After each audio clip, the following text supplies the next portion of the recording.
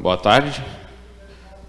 A pedido da Comissão de Finanças e Orçamento da Câmara, que é composta pela vereadora Fernanda Garcia, pelo vereador Miguel Crisel e pelo vereador Nelson, do Mercado, a gente organizou uma aula rápida, assim, sobre emendas impositivas ao orçamento.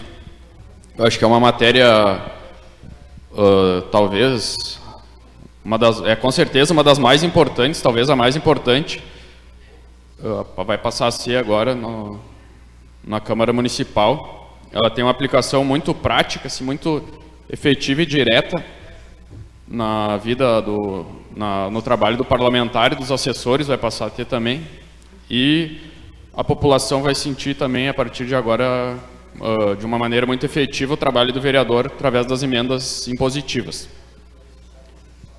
A gente pôs ali que houve duas emendas constitucionais, que são bem recentes, uma 86 de 2015, uma emenda da Constituição Federal, e a mais recente ainda, que é desse ano, a 100 de 2019, que alteraram a natureza do orçamento, que antes o orçamento era autorizativo. Vocês devem saber que qualquer emenda, qualquer rubrica ali do orçamento, que o Beto vai explicar melhor depois, que ela era apenas autorizativa. O prefeito não era obrigado a executar aqueles recursos. E agora, com essas alterações na Constituição, o prefeito é obrigado a aplicar os recursos principalmente dessas emendas no orçamento. Vocês vão ver que elas vão dar muito mais força ao parlamento, vai ter um papel muito mais importante, e aos parlamentares e às bancadas também. Vocês também, acho que devem saber o que são emendas, mas a gente vai explicar com calma depois.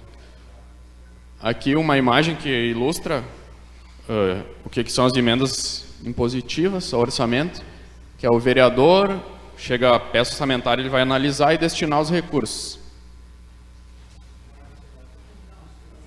Aqui é a redação da emenda constitucional número 86, sobre o ponto específico das emendas impositivas, que ela alterou, acrescentou o parágrafo 9º e outros parágrafos, o parágrafo 11. A Constituição, dizendo que 1,2% da receita corrente líquida prevista no projeto da LOA, que vai chegar dia 31 de outubro aqui na Câmara, vai ser destinada para emendas impositivas ao orçamento, sendo metade desse valor destinado obrigatoriamente à ação e serviço público em saúde, a SPS.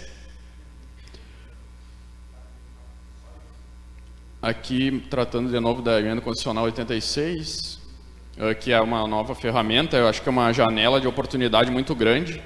Tem câmaras que já fazem desde 2015, 2016, como é o caso de Capão da Canoa. A gente já conversou com o pessoal lá, que eles já estão aplicando há tempos também, aqui demorou um pouco mais. Mas, como eu disse, aumenta muito a importância dos vereadores na função de planejar, ver as necessidades do município para destinar esses recursos. E aumenta, assim, também a relevância das câmaras municipais em fazer o planejamento, ver o que a população necessita de serviço público.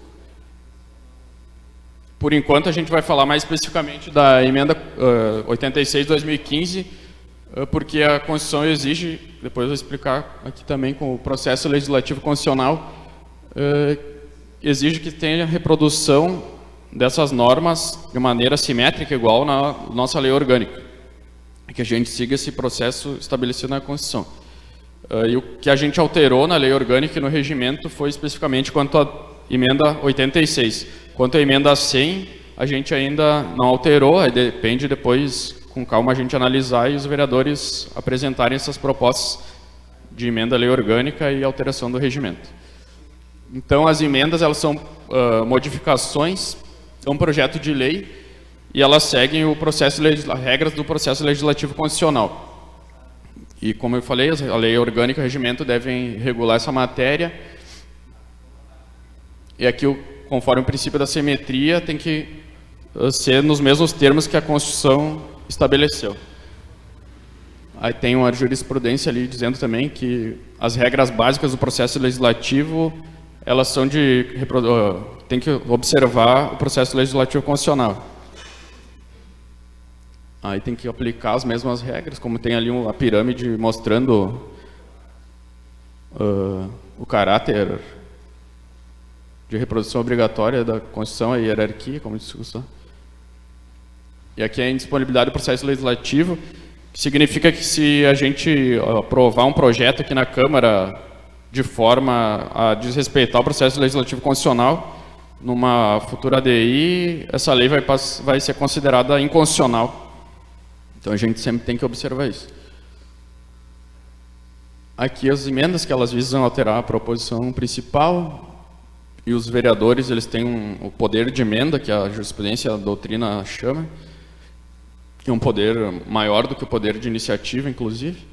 E aqui as emendas ao projeto de lei orçamentária.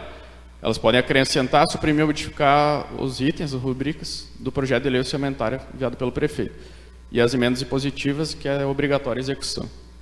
Aqui alguns tipos de emendas, que são vários, até a gente não utiliza todos na Câmara, assim, mas aos poucos a gente vai criar essa cultura.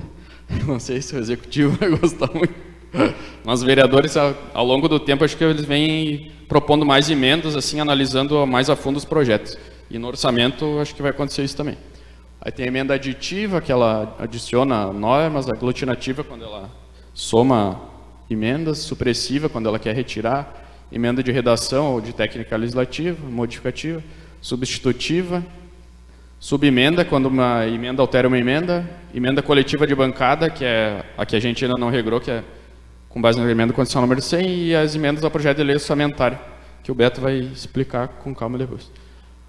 E aqui é importante falar também que os projetos de orçamento têm um rito especial, que o processo legislativo constitucional estabelece rito especial para alguns projetos que visam alterar algumas normas.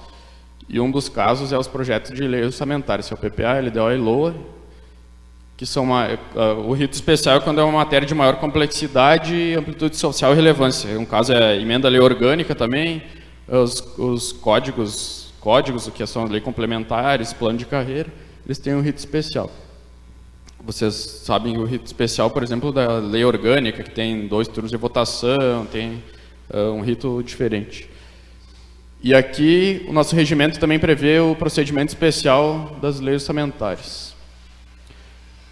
Aqui, de novo, eu mostro quais são as matérias com rito diferenciado, que é a emenda à lei orgânica, a resolução para alterar o regimento interno, contas de governo, que é a Comissão de Finanças também que analisa, os projetos orçamentários, consolidação de lei e veto.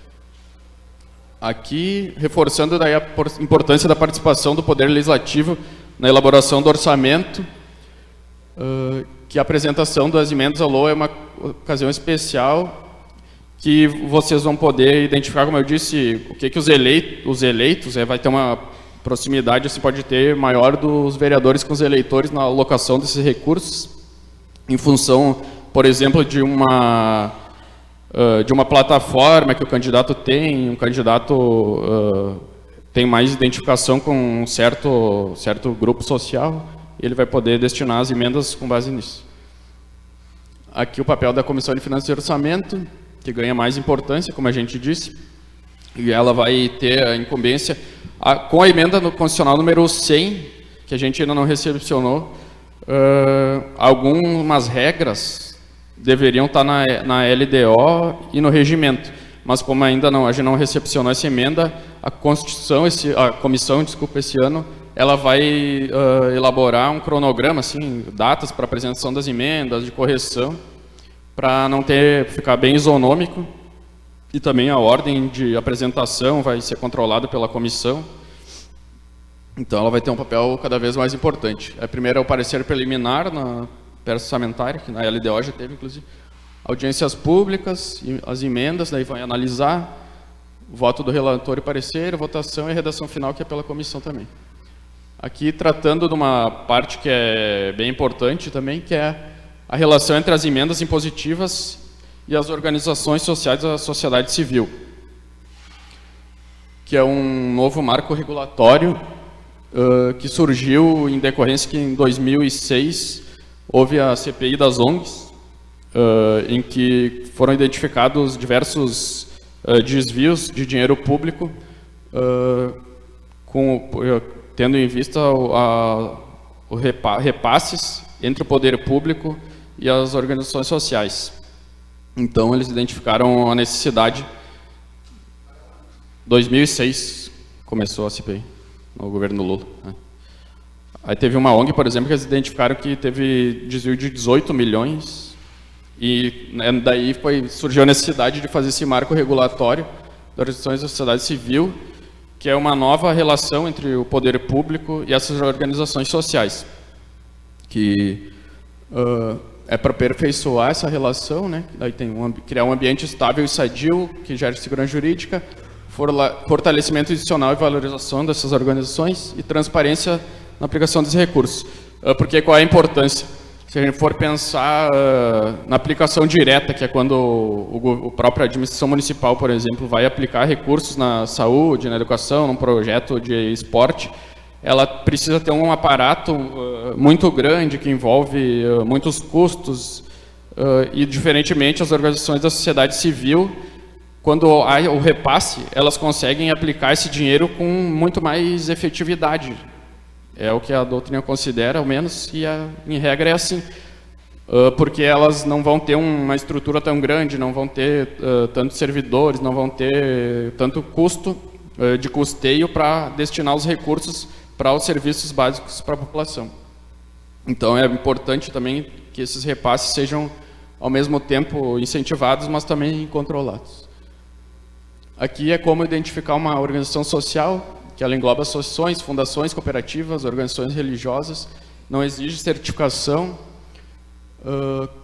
Aí tem entidades privadas, algumas características são entidades privadas, não tem finalidade econômica ou de lucro, não distribui resultados e tem que ter um elemento constitutivo também, um estatuto. Isso eu não passei aqui. Aqui a lei também trata de o que são as entidades, do que são as OSCs, são entidades privadas sem fim lucrativo, que não distribuem lucros, depois dá para ver com calma, as cooperativas, e as organizações religiosas que tenham atividade de interesse público e social. Tem que estar isso bem específico na entidade religiosa. Aqui também outro slide que explica o que são, se for querer identificar, é para qual entidade pode destinar a emenda impositiva. Aqui no próximo slide tem exemplos dos objetos dessas entidades, que é desenvolvimento, controle social, diversidade cultural, por exemplo, um CTG, direitos humanos, preservação, tem direitos humanos, tem a APAI também, por exemplo, esporte, tem a canoagem aqui em Guaíba.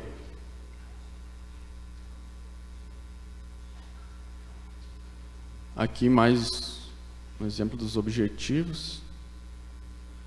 E aqui são os requisitos que o marco exige.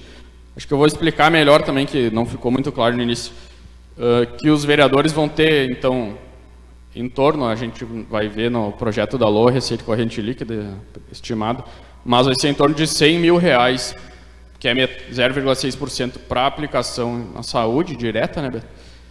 E outra metade vai ser em torno de R$100 mil, eu acho, né? Para emendas impositivas para qualquer área. Pode ser saúde também, mas daí pode escolher aplicar em aplicação direta, que é a secretaria, os órgãos da administração pública que vão aplicar, ou por uma organização social. Como a gente é o primeiro ano, está começando, assim, o mais fácil é a aplicação direta, mas pode, a gente não vai definir isso. Aqui os requisitos tem vários, é um checklist, na verdade, que o executivo tem também, até está disponível no site, que é os requisitos, checklist que a associação, essa organização, essa entidade tem que ter para receber a emenda.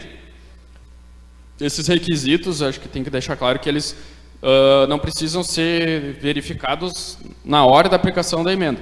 Tem que ser ano que vem, a princípio, quando for executar a emenda, que tem que estar esse checklist todo completo e um programa de trabalho também. Aí que depois acho que vocês podem ver com mais calma, são os estatutos, as alterações. No município tem que ter 1 ano de existência, tem que ter uma experiência de 1 ano também no objeto da parceria, regularidade fiscal, são todas aquelas negativas. E o quadro de dirigentes também tem que ter ficha limpa. Aqui os documentos são as negativas, a eleição, os dirigentes, o comprovante do endereço. E quando for o momento lá, no cronograma mais perto de executar, é que o executivo vai conferir toda essa documentação para ver se não tem um impedimento de ordem técnica na emenda, senão não vai dar para executar. Aqui tem um artigo específico que, em regra, os repasses para essas OSCs, eles dependem de chamamento público. Vocês já devem ter ouvido falar, aqui em Guaíba já foi feito também. Mas, no caso específico das emendas parlamentares, não precisa de chamamento público. Tendo os documentos, o vereador vai decidir para qual entidade vai e aquele dinheiro vai obrigatoriamente ser executado para aquela organização. Aqui o artigo 29 trata disso. Aqui a diferença entre o celebrado mediante chamamento e o celebrado sem chamamento. Está meio pequeno aqui. Aqui, porque eu vou te explicar agora. Além das emendas impositivas, depois a gente manda o material, que além das emendas impositivas, o vereador vai poder propor várias outras emendas, não existe um limite, só o limite que vai ser identificado lá no modelo que o Beto tem, quando a emenda é positiva, daí vai ser o limite aquele da receita corrente líquida, dividido, 1,2%, dividido entre os 16 vereadores.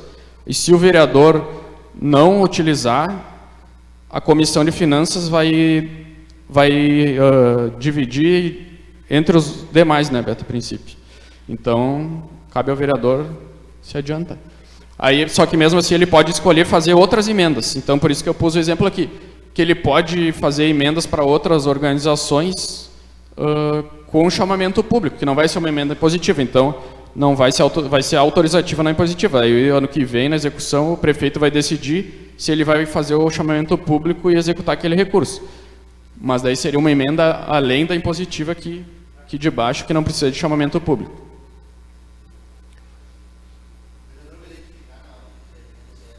Ele tem que identificar ali, preencher emenda impositiva, o número, que vai ser A1, A2, a dele, se ele tiver só uma é A1, e a comissão também, na hora de receber, ela vai ter a ordem das emendas.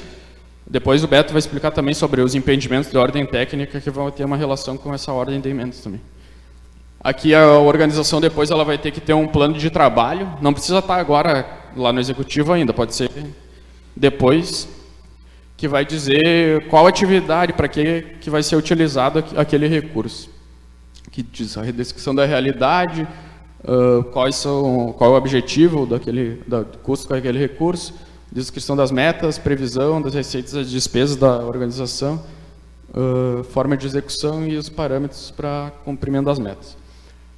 Aqui as demais regras, que a lei, esse marco tem várias regras de controle, de transparência, de prestação de contas, vedações, penalidades. Aqui são as despesas que podem ser realizadas com as emendas impositivas às organizações, que não pode ser até com remuneração da equipe, pessoal próprio, despesa com imposto, contribuição, diárias, deslocamentos, aquisição de equipamentos, materiais, não tem muita restrição. Aqui é uma restrição importante também, que até já um vereador me questionou, que é a vedação a dirigente, membro de poder,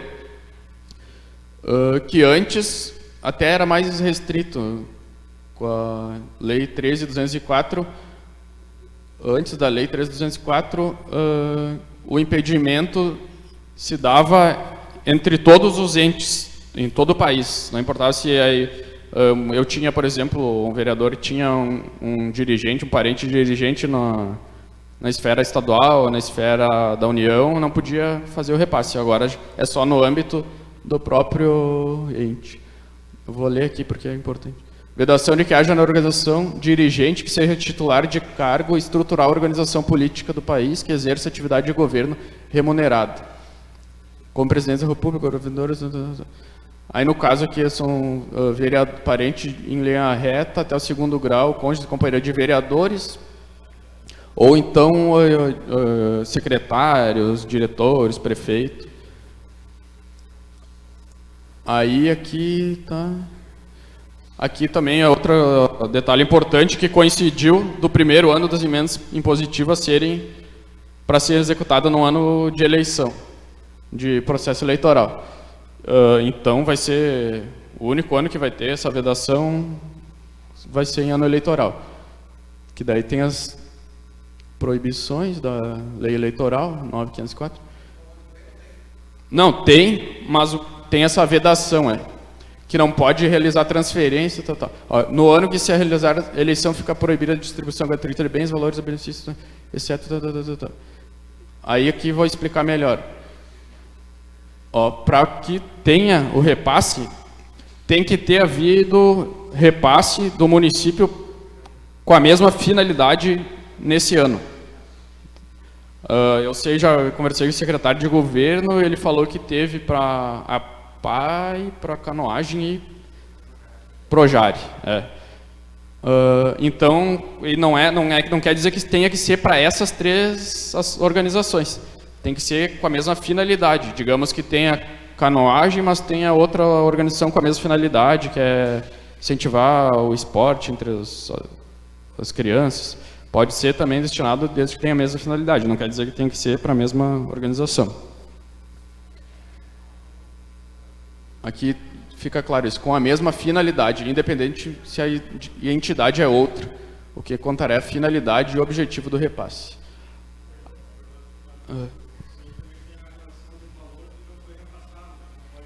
Agora nesse slide vou deixar claro isso sobre o aumento de repasse.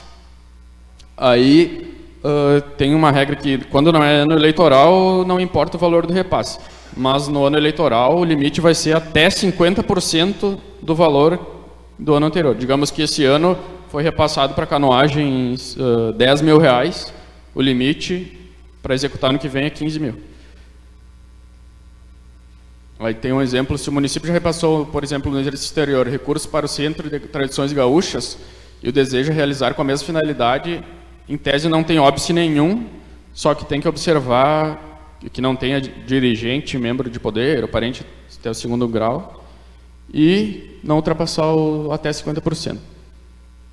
Aí os 50% não é para aquela entidade, é somando todos os beneficiários com aquela finalidade. Aqui tem o decreto municipal 58 de 2017, que regulamenta o marco das organizações sociais, sociedade civil. E aqui também o decreto deixa claro sobre que não precisa chamamento quando é de emendas parlamentares. Aqui é sobre o processo legislativo também, até aconteceu ano passado, que tem a ver com o processo legislativo condicional, que a gente estava falando. No caso de veto às emendas não, isso que eu ia explicar, que aconteceu ano passado, mas não existe veto a emendas. Até foram vetadas 2 emendas, né, ano passado, e a gente foi derrubado o veto por causa disso, porque não era um impedimento técnico e por não existir veto a emendas. O veto é sempre sobre a redação final que a Comissão de Finanças e Orçamento vai elaborar. Aí tem as regras do veto aqui. E aqui tem também uma curiosidade sobre o papel do vice-presidente. Fala que o vice-presidente não serve para nada, mas não é verdade. Se o prefeito não promulgar a lei, ela volta para a Câmara Municipal, para o presidente da Câmara promulgar, né, que é publicar no jornal e dar o número a ela. Mas se o presidente e o prefeito não promulgarem, não acontece nada. Mas daí sobra para o vice, e se o vice não publicar, ele responde por improbidade e crime de responsabilidade.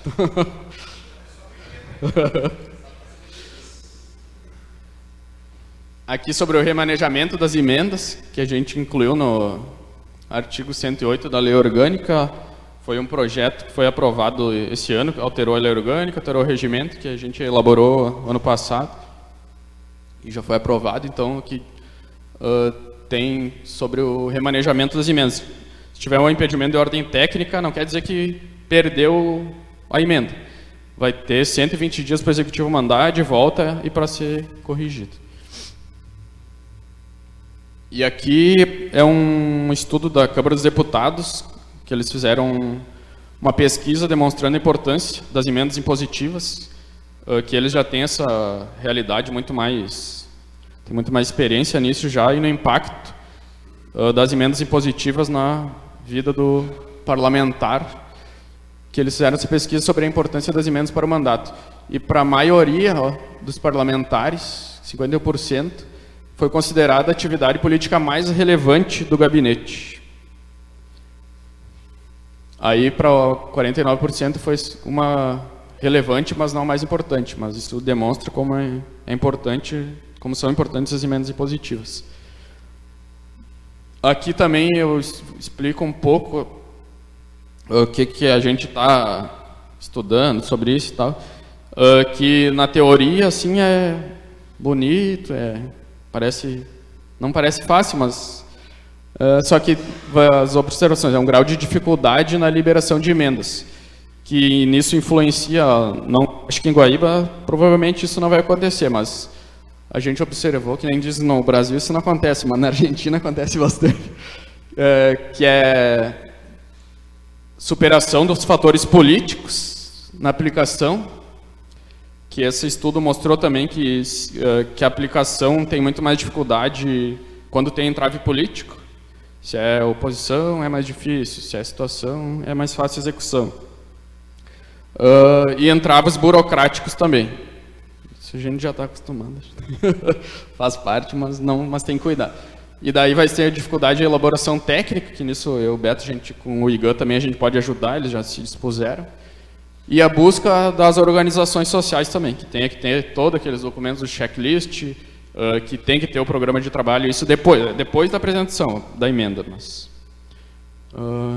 agora o Beto vai explicar melhor a parte da elaboração das emendas. Cheio, um monte de número.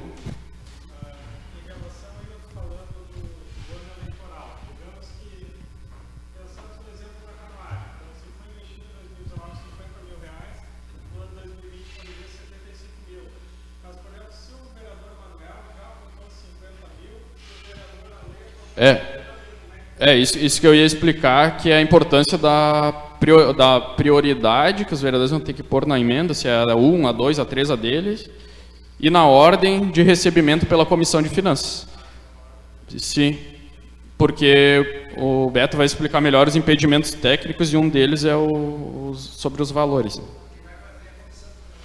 Não, cada assessor vai fazer a ordem, a comissão. É ordem de protocolo, né?